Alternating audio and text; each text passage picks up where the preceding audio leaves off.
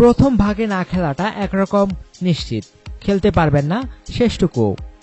অধিনায়ক বলছেন দেশের হয়ে লম্বা মৌসুমের জন্য নিজেকে প্রস্তুত করতে। এবার তাই আইপিএল একেবারে না খেলার কথা ভাবছে মোস্তাফিজুর রহমান। ভারতীয় ম্যাগাজিন স্পোর্টস স্টারসকে এমনটি বলেছেন মোস্তাফিজ। এবারের আইপিএল শুরু 5 এপ্রিল থেকে। প্রথম দিনেই মাঠে নামবে মোস্তাফিজের দল সানরাইজার্স হায়দ্রাবাদ। শ্রীলঙ্কায় বাংলাদেশের শেষ ম্যাচ 6 এপ্রিল। প্রথম ম্যাচটি তাই এমনিতেই খেলতে পারবেন না এই তরুণ পেসার। সানরাইজার্সের একটি সূত্র স্পোর্টস স্টারসকে নিশ্চিত করেছে প্রথম ভাগে মোস্তাফিজের পাওয়ার সম্ভাবনা কম। আর মোস্তাফিজ বলেছেন এখনও তিনি বিসিবির অনাপত্তিপত্র পাননি।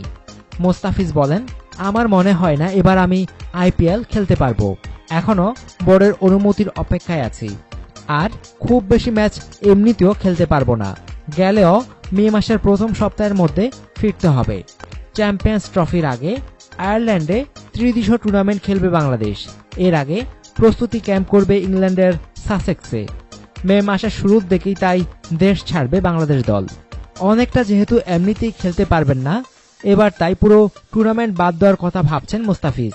অধিনায়ক মাশরাফি বিন মুর্তজার কথাও তার ভাবনায় বড় প্রভাব রেখেছে। মোস্তাফিজ আরও বলেন, ইনজুরি থেকে ফিরে পাওয়ার পর এখনো ছন্দ ফিরে পাইনি। মাশরাফি ভাই পরামর্শ দিয়েছেন এবার আইপিএল বাদ দেওয়া উচিত আমার। তার পরামর্শ আমি গুরুত্ব দিয়ে বিবেচনা করছি। সামনে আমাদের লম্বা মৌসুম, আমার ফিট থাকাটাই গুরুত্বপূর্ণ। বিসিবির প্রধান নির্বাহী নিজামুদ্দিন চৌধুরী জানান, বিসিবি এখনও সিদ্ধান্ত নেয়নি মোস্তাফিজের ব্যাপারে।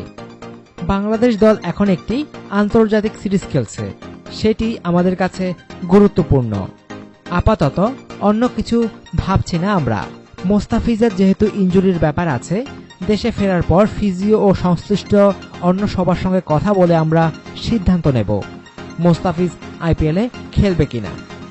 অনুগ্রহপূর্বক সংবাদটি শেয়ার করুন এবং খেলাধুলার সর্বশেষ খবর জানতে স্পোর্টস লাইট সাবস্ক্রাইব করে রাখুন। ধন্যবাদ।